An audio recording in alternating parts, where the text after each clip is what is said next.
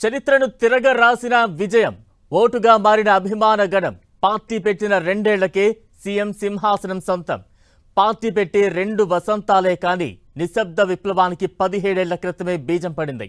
నిశ్శబ్ద విప్లవంగా చాప కింద నీరులా కదులుతూ చివరకు ప్రభంజనం సృష్టించాడు విజయ్. అభిమానులే బలంగా, స్థిరమైన రాజకీయ వ్యూహాలే అస్త్రాలుగా విజయ్ దూసుకు వెళ్లారు.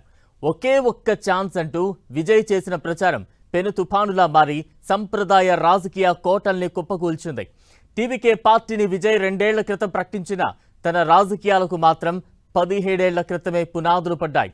వెండి తెరపై దళపతిగా మెప్పించిన విజయ్ తన అభిమాన సంఘాలను క్రమశిక్షణ గల రాజకీయ సైన్యంగా మార్చుకున్నారు. విజయ్ తన అభిమాన సంఘాలను 2009లో విజయ్ మక్కల్ ఇయ్యక్కం పేరిట సంఘటితం చేశారు. తన యాక్టింగ్తో అభిమానులను మెప్పిస్తూనే సేవా కార్యక్రమాలతోనూ జన హృదయాలపై చెరగని ముద్ర వేశారు. విద్య, సంక్షేమం, స్థానిక సమస్యల వంటి విషయాల్లో ఎన్నో సేవా కార్యక్రమాలు చేపట్టారు. 2011లో అన్నాడీఎంకేకు విజయ్ మక్కల్ ఇయ్యక్కం మద్దతు ఇచ్చింది. ఒక రకంగా ఇది ఆయన చేసిన తొలి రాజకీయ ప్రయోగమనే చెప్పాలి. ప్రజల నాడి తెలుసుకునేందుకు విజయ్ వేసిన తొలి అడుగు అదే. 2021లో మక్కల్ ఇయ్యక్కం సభ్యులు స్వతంత్రంగా స్థానిక సంస్థల ఎన్నికల్లో నిలిచి చాలా చోట్ల గెలిచారు. విజయ్కు ఉన్న ఇమేజ్ ఓట్ల కిందకు మారుతోందని గుర్తించిన మరో సందర్భం ఇదే. చివరికి 2024 లోక్సభ ఎన్నికల ముందు పూర్తి స్పష్టతతో విజయ్ పార్టీని ప్రకటించారు. డీఎంకే, అన్నాడీఎంకేలపై విపరీతమైన అవినీతి ఆరోపణలున్నాయి. అయినా మరో సరైన ప్రత్యామ్నాయం లేకపోవడంతో తమిళులు ఆ 2 పార్టీల్లోనే ఏదో ఒక దానిని ఎన్నుకుంటూ వచ్చారు. ఇలాంటి సమయంలో మంచి పరిపాలన అంటే ఎలా ఉంటుందో చూపిస్తారన్న విజయ్ యువ ఓటర్లు, ముఖ్యంగా మొదటిసారి ఓటు వేసే యువత విజయ్ను తన ప్రతినిధిగా భావించారు.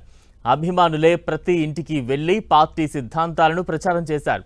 ఇదే నిశ్శబ్దంగా ఓటర్లు ఆ పార్టీ వైపు మొగ్గడానికి కారణమైందని రాజకీయ విశ్లేషకులు చెబుతున్నారు. మరోవైపు విజయ్ సభలకు స్టాలిన్ ప్రభుత్వం అనుమతి ఇవ్వడం లేదని, పోలీసుల ద్వారా ఆయనను ఇబ్బంది పెడుతోందంటూ జరిగిన ప్రచారం కూడా సానుభూతిని పెంచింది. కరూరులో జరిగిన తొక్కిసలాటకు ప్రధాన కారణం డీఎంకేయేనని, విజయ్కు చెక్ పెట్టేందుకు డీఎంకే పన్నిన కుట్ర అని ప్రజలు గట్టిగా నమ్మారు. ఆ ఘటనలో మృతుల కుటుంబాలకు 1 కోటి రూపాయల చొప్పున ఇచ్చారు. క్షతగాత్రులకు పెద్ద మొత్తంలో సాయం చేయడంతో బాధిత కుటుంబాలు సైతం విజయ్కు అండగా నిలిచాయి. అదేవిధంగా జననాయకన్ చిత్రం విడుదలను డీఎంకే అడ్డుకుందని, ఆన్లైన్లో లీక్ చేయడంలోనూ అధికార పార్టీ ప్రమేయం ఉందని టాక్ కూడా వచ్చింది. ఈ పరిణామాలన్నీ ఓటర్లపై బాగా ప్రభావం చూపినట్టు కనిపిస్తోంది. అంతేకాకుండా విజయ్ ఎంచుకున్న రాజకీయ వ్యూహం కూడా ప్రధాన పార్టీలను దెబ్బకొట్టింది. ఆయన కేవలం సినిమా గ్లామర్ మీద మాత్రమే ఆధారపడకుండా సుపరిపాలన, అవినీతి నిర్మూలన, నిరుద్యోగ సమస్యలపై దృష్టి సారించారు. డీఎంకే, ఏఐడీఎంకే పార్టీల సంప్రదాయ ఓటర్లను తన వైపు తిప్పుకోవడం కష్టమని భావించిన విజయ్ నిశ్శబ్దంగా ఉన్న మెజార్టీ ఓటర్ల మనసు గెలుచుకోగలిగారు.